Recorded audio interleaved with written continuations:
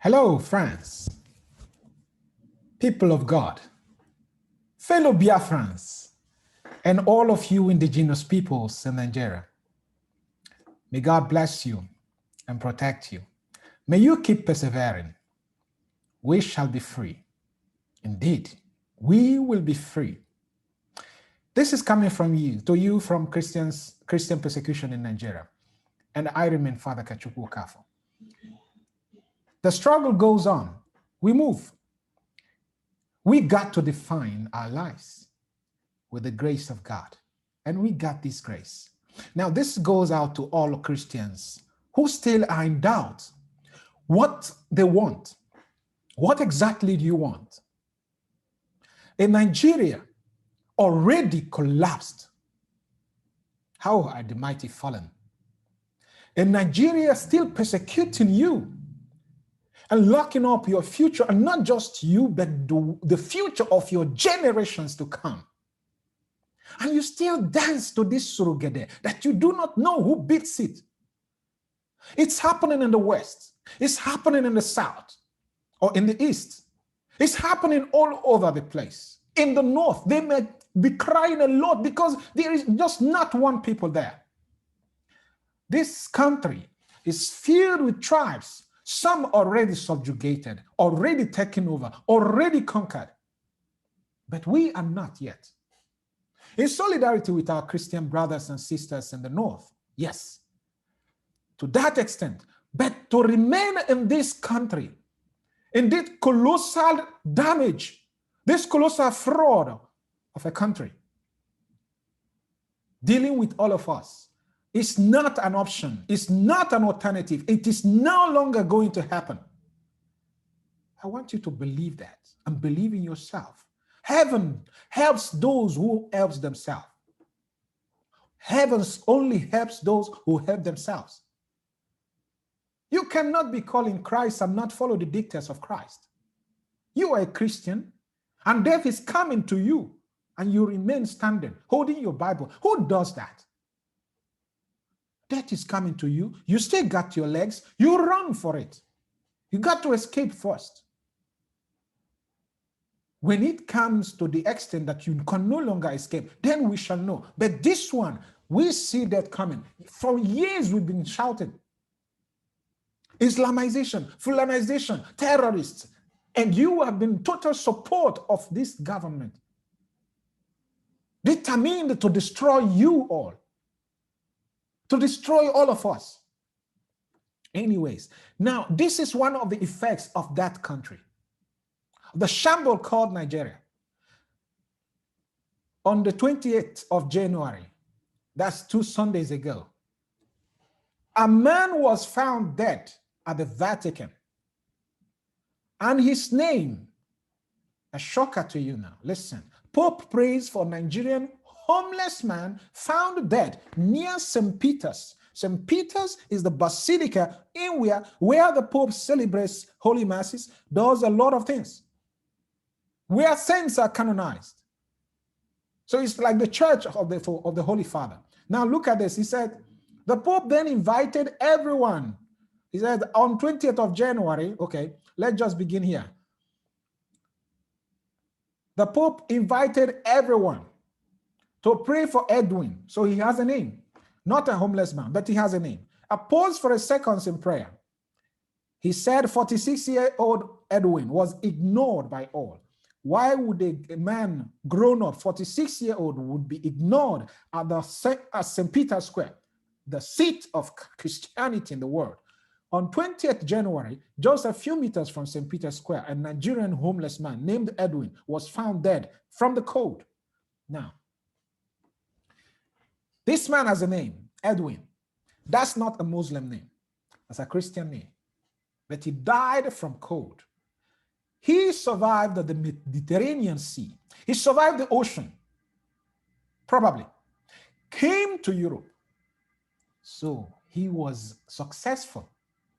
Perhaps his family must have been waiting endlessly for him to start sending something home as someone who has arrived.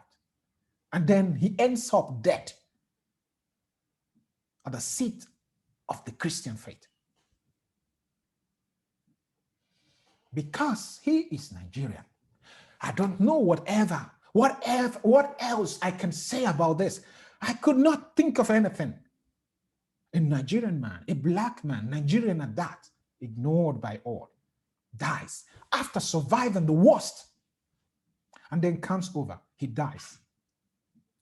Nigeria pursued him all the way and got him down. And you are not angry. You're not going to say anything. Instead, you are warming up to leave the country. And when people say, we must call for a referendum, you get angry. You, one Nigerianist, what is our problem? I want to reflect. Are you hypnotized? I continue to use this word because that's the only thing to understand your mentality. What hope do you place on this thing? Give me signs of your belief, of your trust, that this contraption, this sham is going to work, ever. Instead, what we see, everybody who is shouting one Nigeria without looking the truth in the face. Tell me one. Every day continues to consume people, leaving people to living trails of anger. Now it has given access to, they say, the presidency says foreigners. And yet when you touch the foreigners, the military come, the police come in their might and deal with you, the citizen, touching a foreigner who is murdering you, raping your women, your daughters. They don't even ask how many years this daughter has. If she is 5 years old, they are going to rape her to death in most cases. In some cases, they use their machete and cut them to pieces for fun. And you are not angry. You're not asking questions. Instead, you are angry with people who have set up security outfits for your defense. Are you not crazy? What's wrong with all of us? What is wrong?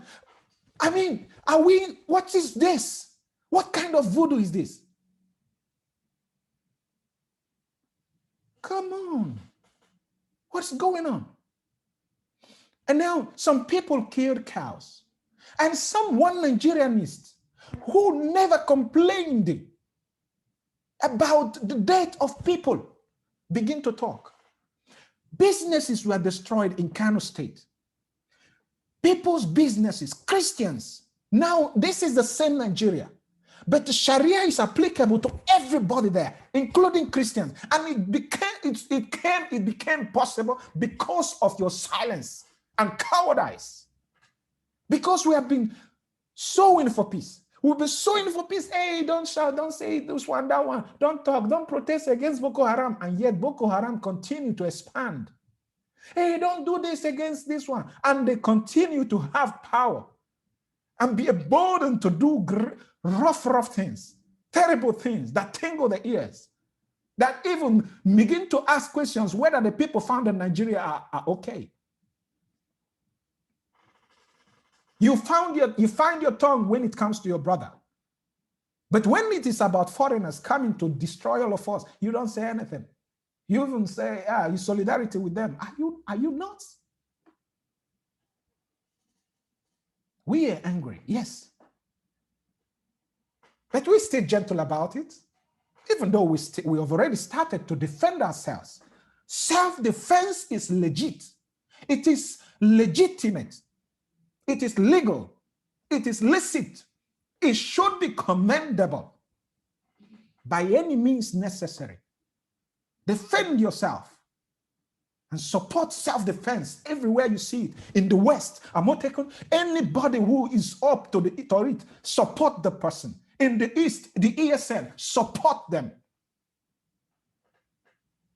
Stop. It's time. We don't want the lamentation anymore because nobody is listening. Did you hear the Pope? The Pope said he was ignored by all, just like we've been ignored for years. Don't you get it? People have problems. Even when they don't have problems, they don't care. You should care about yourself. You should love yourself. You should love yourself. and defend yourself.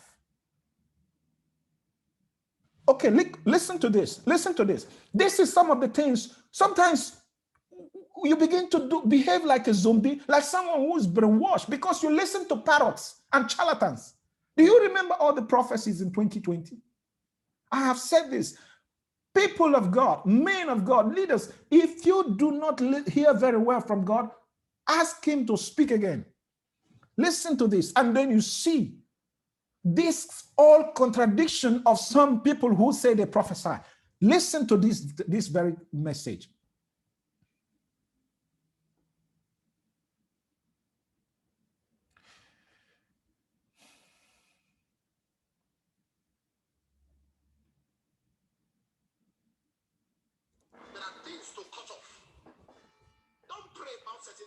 He says, there are things to cut off. Don't pray about certain things.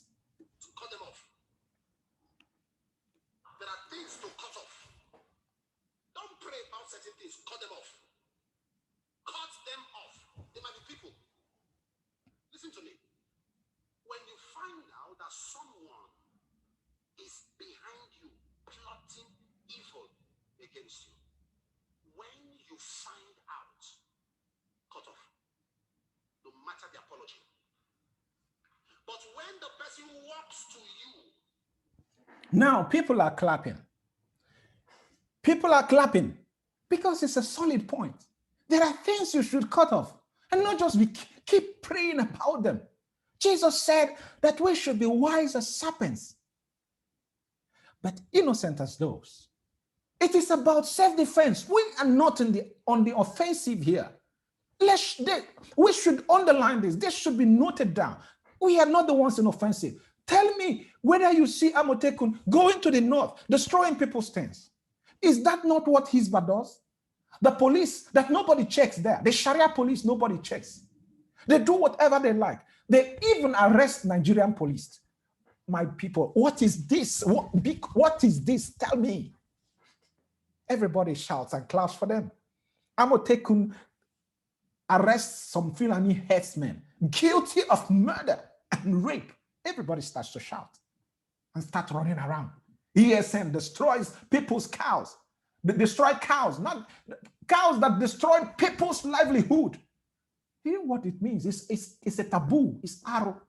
It's like going to a man's farm to uproot the yams he has just cultivated. His means of livelihood. You've just murdered a man, and the cows were slaughtered at the height of anger. And you are here talking. You see some of your one Nigerians. I heard one woman who was used as a kind of icon for the End SARS protest. I knew some of these people, one Nigerian, they are just playing to the gallery. They're just grandstanding. When it comes to Fulani herdsmen, everybody has soft spot for them. They don't really believe in you. You are the one being manipulated. Aisha Yusufu, I think that's her name. And then the other one, former senator of Shehu Sani. And then you listen to all the, there's one also, former governor of Kano State also, McAfee. All of them said they stop. You see how in union they are. United, unified, and the same thing. Because they are all Fulani soft spot, either by affiliation or by citizenry.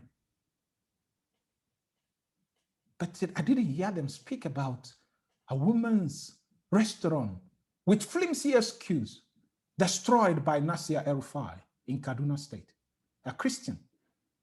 And at the end, it was found out that she did nothing. She was innocent. Has anyone compensated her? The same country. What about the alcohol that was destroyed? What billions of naira? These are people, they receive VAT, they receive taxes from this alcohol sold by Christians. And yet they went on to destroy that business. Nobody raised an eyebrow. And people have died in the hands of these murderous Fulani herdsmen. You don't talk. Even Aisha Yusuf in her tweet did not even mention them among the people she said that have killed. Instead, she was talking about ESN, murdering cows. You can't even call murdering cows, killing cows, because of the anger of killing human beings. When has cow become so important more than human beings? And that was self-defense. Can you say the same for Fulani herdsmen? Were they defending themselves? People can no longer travel along the Benin leg or axis because of the fear of Fulani herdsmen. They shoot at cars anyhow. Till now, policemen have not caught one person. Look at this. The Sultan of Sokoto. The Sultan of Sokoto, who is the grand patron of this Mieti Allah Association, this terrorist, the fourth most deadly. But come, when self-defense comes, we know who's deadlier. This thing is rubbish. You can't be doing this and expecting people to be gentle about it. People can't be gentle about self-defense. No. Look at the Sultan. He says, 7 out of every 10 kidnappers arrested are Fulani. Listen, this is the greatest revelation of all time. Inadvertently, this man is admitting publicly that Fulani herdsmen are very guilty. They are very guilty. 7 out of 10. Do you know what that means? Who goes to school and gets 70 out of 100% and you give him a failed mark? No, you can't give him a fail. He passed very well. 7 out of 10. Now, when they say profiling, what nonsense profiling? 7 out of 10. And you're not even the largest ethnic group in Nigeria. What does that tell you? Admission of guilt of all that has been happening, and yet not even one of them has been prosecuted and found guilty. Not even one. The other time, a group of them raped a woman in a Bonny state to death. And when he was caught and asked, he said, he did only 1 round. What rubbish! Only 1 round. Until now, we've never heard what follows with these young mothers, gangsters, parading themselves in the name of pastoralists. Christians, enough of being on the sidelines. You know, they say, when it happens to other people, it's a story. You can make fun of it. You can make jokes with it. But when it happens to you, then you know. This is Christian persecution. And we remain staunch in the belief of self-defense. We cannot cry till eternity. When they are greater and stronger, we will understand, and then we will call for help. Right now, we need to defend ourselves first before help arrives. And we need to be alive to see that help come. May God continue to bless you and protect you. And may you continue to get richer and wiser. Stop being on the sidelines. Take a stand. We need to be out of Nigeria. It is not for our good. Not even for an iota of it. Not even for a minute. It is not for our good. No matter how you pamper the name, you try to reconstruct it. It is not for our good. God bless Samoteku. God bless ESN. And God bless everybody who wants to defend their lives. And God bless Nnamdi Kanu for his foresightedness. May God bless every men and women of goodwill who has been working over time and behind the scene to protect the lives of the people in the south of Nigeria. God bless all of us.